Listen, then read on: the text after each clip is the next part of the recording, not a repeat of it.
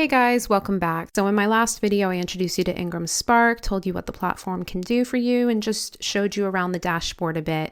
In this video, I'm going to be showing you how to upload, print, and distribute a title using their platform. So if you haven't already, you're going to want to create an account, and all you have to do is follow the steps. They will ask you for some tax information. They will ask you also to put a card on file. Please don't panic about this. It's pretty standard. I will explain where those charges do come in briefly, but you don't have to worry about being charged unexpectedly. And most exciting of all is IngramSpark actually recently dropped their upload fees, so it is now free to upload a title, and you also get a 60-day revision window after it's uploaded, where you have 60 days to fix your files for free. After that, there is a revision fee, but if you're a member of an organization such as OLLI, the Alliance of Independent Authors, they do give you free revision codes to use. I do find that their subscription is well worth the money, but otherwise it's $25 to fix a file. It's really not that bad. So once you have your account, you would just log in and you would be taken to your homepage, which has a bunch of shortcuts. That's here. I am currently on my titles page, which you would find over here. So to add a title, you either click here or this button over here, and you would be taken to this page where Ingram asks you if you want to upload a print and ebook, a print book only, or an ebook only. As mentioned in my last video, I do recommend them only for print. I have not really met anyone who has found the ebook platform to be particularly good. There are better distributors out there, such as Draft to Digital for wide distribution, which I will cover in another video. But for today, we're going to go through how to upload, print, and distribute a print book. So you would choose print book only. Ingram then asks if your files are ready. Ideally, your files would be ready by this point. If they aren't, don't worry. You can still say yes, all my files are ready, and then just save and close when you get to the file upload page. So I'm going to say yes, my files are ready. You would say, yes, I have my print jacket and or cover, i.e. like a paperback cover or a laminate cover. The print jacket obviously refers to the dust jacket for hardcovers. You might not have that. You might have both. It will totally depend on the options you choose. And then, of course, the print interior. Please do make sure that your files are PDF. Do not try and upload a JPEG as your cover. Please use a print-ready PDF. So once you've selected those, you are given two options: to print, distribute, and sell your book, or to only print your book. Now, you would choose only print if you do not want to sell your book. This would be particularly useful if you only want to print a handful of copies, say for family. If you want it to be an exclusive book, you only sell through your website, for example. So you would only fulfill the orders through your website and you do not want it on retailers. Or if you're fulfilling a book that you don't want to sell because it was for a Kickstarter, for example, you would use only print book. But for now, we are going to print, distribute, and sell. And then you will hit continue. After that, you will be taken to the title info page. And this is what it looks like. You would enter your title info. In my case, I am doing a series omnibus, so it is my series name. I would put the language. I would put the ISBN. If you are in the US, as far as I know, IngramSpark still offers free ISBNs for US publishers. I am obviously not in the US, I'm in the UK, so I have to purchase my ISBNs. There are pros and cons to buying or using a free one. Typically, the difference is that if you use one of the free ones that IngramSpark gives you, you can't use that ISBN elsewhere. So if you also are publishing through, say, Amazon KDP and you use a free ISBN through there on another platform like Goodreads, it would show up as two separate paperback versions. For many, this isn't a big deal. For some, they do care. The other issue would be if you're trying to make a list run with physical copies, it does need to have the same ISBN registered to all count as the same book. And as well, you can only have your in-print name, which is asked when you sign up for an account. That would only show on your product pages if you use an ISBN you own. Otherwise, if you use the free one given by IngramSpark, it would show their in-print name. So once you've done that, you would choose whether you own the publishing rights or if it's a public domain work. Obviously, once you hopefully own the rights to publish, you would click that and it would ask you a series of questions, very basic. It just asks if it gives you a list and a pop-up. It just asks if any of these things are in your book. You would say no, and then you would come back to this page. From here, you would put your author information in. Most people only need to put the first line. That's my pen name. I do have a co-author, so I also put her in. If you wanted to add, say, an illustrator, say it was a children's book, or you did want to add your editor in, you could do all that via adding a contributor there as well. From here, you categorize your title. You would select your imprint. You will find that it does offer just your name as an option. I have Shire Hill Publications, which is the name I purchased my ISBNs under. So that is what all my books are published under. Subjects would be your categories. So for me, it's young adult fiction and then some subcategories. There are 3 that you can choose. So make sure you do choose all 3. Audience is the age group your book is targeted at. For me, it is young adult. You do have to select an age range and a grade range. After this, you will add the blurb and the title description. Please do make sure that you remove any gaps between the paragraphs. I know it looks a bit cluttered now, but it will not once it processes. It will put the correct spacing between the paragraphs, but if you put the gaps in between, it will make massive spaces between them. So just take my word for it and do not put the gaps between the paragraphs. After this, you would add in your keywords. These would be the things that people sort of search on, say, Amazon or whatnot. You can test out a variety. I constantly change mine. Kindle Rocket is a great way to test out and find some keywords. Alternatively, you can literally go to Amazon and just start typing in a word and see what automatically populates in the search box and just find a bunch that fit your option. I believe you can have 7, don't quote me on that, 3, 4, 5, 6, 7, 8, 9. I think you can obviously have more than 7. So you would just use, again, the maximum that it allows. Now here we would show more fields for book optimization, and here you can add a short description of your book. I highly recommend adding this. It is useful. Ingram has a catalog that booksellers and libraries do look at to see if they want to purchase a book through there, and this is where the short description would be showing. So it is handy to have. I'm not sure if it shows up on search engines, but just in case, it's always good to have that shortened blurb. That way people are able to see as much about your book as possible in a small space. From there, once you've entered all that information, you would click continue, and you would then be taken to the technical page where you have to choose the print information. So your trim size is the size of the front cover. It is not the full book wrap. So in my case, it is 6x9, which is the size of the front cover of the omnibus I am uploading. Then you can choose either black and white or color. This is for the pages inside, if you want it to be in full color, if you just want it in black and white. And then of course you would choose your paper type. If you choose color, the options do change. Just keep in mind that if you choose a premium option, it is going to be far more expensive. Something else I want to add is that if you decided to try doing black pages with white text inside your book, as beautiful as it looks, Ingram is not really the best place to do that.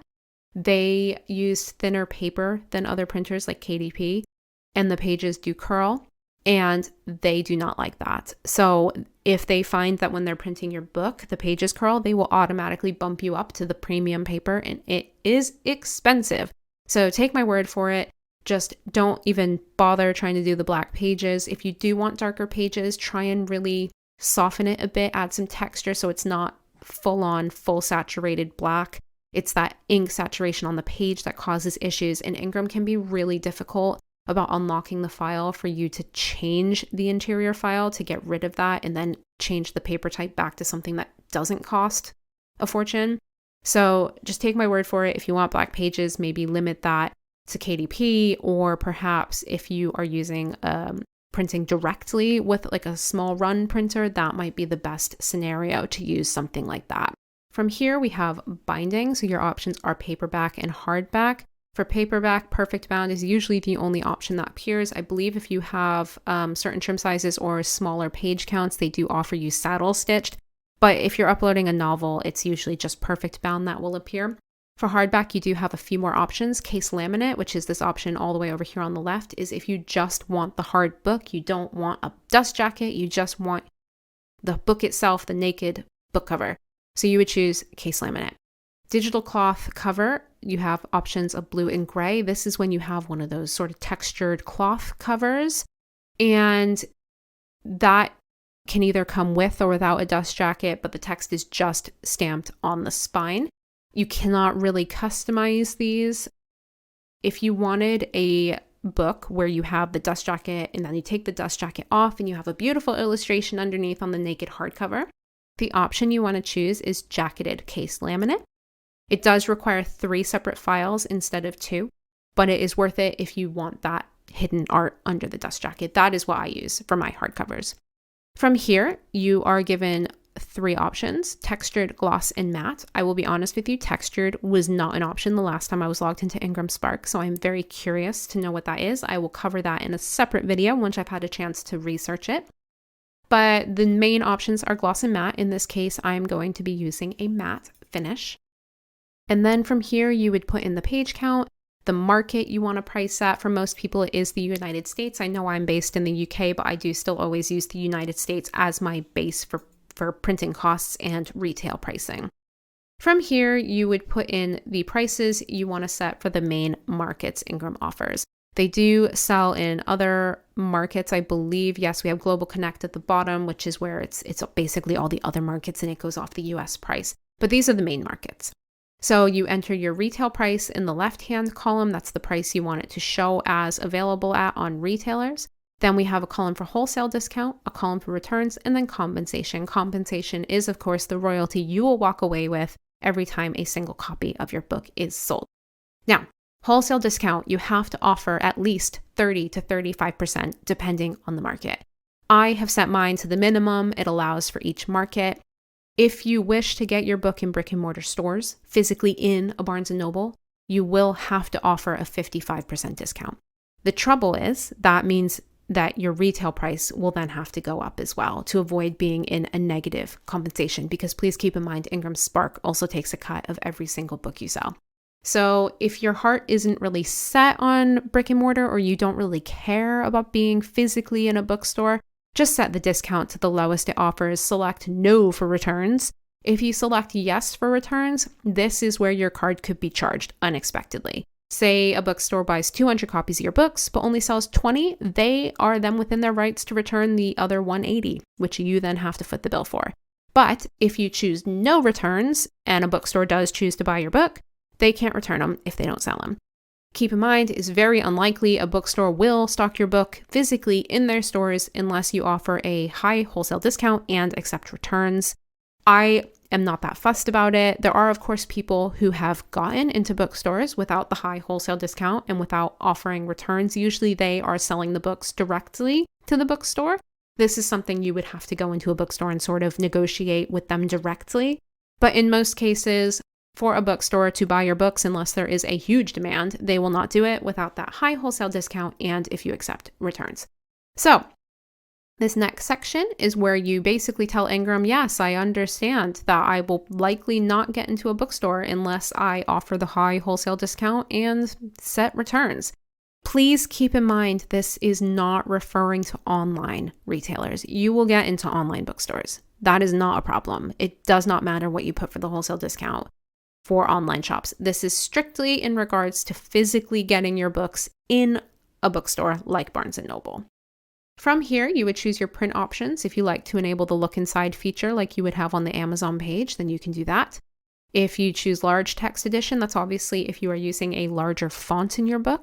And then, of course, we have right to left content. This would only be selected if your book is printed from right to left instead of left to right. This is usually in countries where their books are like that, such as in Japan. So for the most part, you can just leave that alone. And then print release date. If you want your book to be available immediately after it processes, just choose the closest publication date. It will not be out on that date because they do take a while to process that initial upload, but it just means that once they have approved it and you've approved the mockup, it will just start pinging out to retailers. Otherwise, if you choose a date in the future, like I've chosen the 30th of April, 2024, this will show my book as being on pre-order on retailers. Now, this is not something you can do on KDP, and so it's a great feature if you do want to have that physical book listed in advance of release. You can set it for pre-order. So in my case, mine is set so far in the future because I am releasing the omnibus first as part of a Kickstarter I just ran. So I want it to go to them first before it is available wide. So from there, you would click continue. And the next page is your file upload page. Now, one thing I want to note is that you have to use PDFs for all of these, and you have to have separate files for all of these. The only instance where you would not have a separate file is if you enabled duplex covers for paperbacks. Duplex covers basically means that you can print on the inside of each cover, the front cover, the back cover. It looks lush. It looks really great. I did it for my Kickstarter for the paperbacks. It does look really good. I believe there is an additional cost. I cannot tell you how much, but the only time you would need one file for two separate aspects is if you do the duplex cover. It has to be in the same file as the print cover. So you would have the two separate PDFs and you would just need to sort of merge them in Adobe Acrobat or find someone you know who knows how to do that. If you're hiring someone, they should be able to do that for you. Otherwise, you're going to upload all your things separately. So print interior is obviously referring to the inside of the book. Print cover is referring to the hardcover, the naked hardcover file, and then the print jacket is, of course, the dust jacket. One more thing I want to note here is that you want all your files to have different names. The computers can get confused if they all have the same name. I have had it happen once or twice where I used the same name for each of them, and it just really confused their systems and caused some problems. So you could do paperback interior, paperback cover, or in this case, hardback interior, hardback cover, hardback jacket. Just make sure each of the titles of those PDFs are different. Once you've then uploaded, you would click continue. I'm not uploading my files yet, but you would click continue.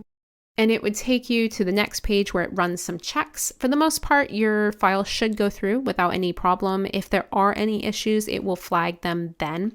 In some instances, Ingram will offer a little checkbox that says you can ask them to fix it. In the case of resolution, if the issue is that it says that there are low resolution images in the file, just go back and make sure all the images in your file are 300 dpi, or ask your interior designer to make sure that all the interior images are 300 dpi.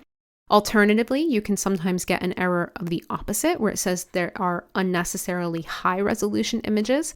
I have had this happen several times despite all the images inside the file being 300 dpi. It's usually because the image is blown up large or it was already a very large size to begin with, regardless of the dpi. I have always just said, ask Ingram to fix it and submitted it, and I've never had an issue with it printing. Of course, I do recommend always buying a proof copy because you will have instances where your cover all looks great in the digital proof, but then when you print it, it just prints really maybe dark if it was a dark cover, and you might find that, hey, I need to go back and lighten the cover up a bit for print just so it doesn't print so dark. So that's all you would do. And then, of course, when you get the mock-up, you would go over here to pending approval, click on it. It would bring you, I don't have any currently in pending approval, but it would show you a list of the ones that are ready. You would click the name, it would let you download a PDF, and just really make sure you scour it and just look at it and really make sure that everything's displaying properly. It doesn't look strange. None of the fonts are weird. None of the images are cut off or blurry, because this is the time to fix the files if there is something wrong with them. Because on that page, you will be given options to either approve the title, which, yay, you're doing it. It's going to retailers now. Or upload revised content, or reject it and ask Ingram for help. Maybe you don't know how to fix the problem. They can usually give you a bit of advice on what to do. For the most part, if you are using an interior designer, they should be able to help you. But just really make sure you check over that proof. And again, if the cover is perhaps a dark cover to begin with, you might just want to order a physical proof just to make sure that it hasn't printed too dark, and you don't need to maybe add a bit of a brightness layer just to bring the brightness up a bit and make it not so dark for print. So once you have submitted your title, you obviously just wait for Ingram to approve it and send you that mock-up. They do say it takes about 3 to 5 days, but the initial upload does generally take longer. I find that it takes about 2 weeks. Saying that if at any point you do upload revisions, I find that they are much quicker, 1 to 2 day turnaround. Sometimes it's very immediate. But for the most part, I think you can kind of take that 3 to 5 days with a grain of salt and expect to take about 2 weeks before you get anything. Say you've uploaded a title and you're like, oh crap, I made a mistake in my metadata. Don't worry, because once your title is uploaded from your title page, you would find it. From here, you would find the book in question, click on it, and you would be taken to the product page. This information here would not automatically be filled in because, as I'm sure you noticed, it didn't ask for that information on the metadata page. So this is where you would add in a book subtitle if you wanted to. This is really good for keyword searching, so I add them for mine. You would add in the series name, the series number, and from here you can also check that all the other information that you added is correct. There are obviously some empty places. I could go back and fill them in. I'm not really that fussed, but if you wanted to, you could. If you ever update the blurb, it can be easily fixed there. And as you can see, as I mentioned before, it has added in those spaces, so you don't need to worry about that. Over here, you can go to print info. You can see that my title is enabled for distribution. If that says no and you don't understand why, just click that and it will tell you what the issue is and how to fix it. From here, you can see all the print information.